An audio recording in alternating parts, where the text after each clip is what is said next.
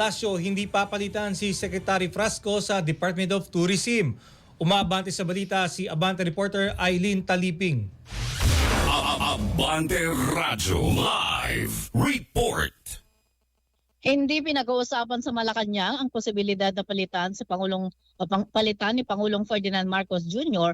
si Department of Tourism Secretary Cristina Frasco. Ito ang inihayag ni Palace Press Officer Atty. Claire Castro matapos lumutang ang pangalang Patrick Gregorio na papalit umano sa DOT Secretary. Ayon kay Castro, walang nababanggit sa Malacanang na papalitan si Frasco sa kabila ng pagsita sa kanya ni Senador Raffy Tulfo dahil nakabalandra ang malaking picture nito sa billboards ng DOT sa halip na ang magagandang tanawin sa bansa.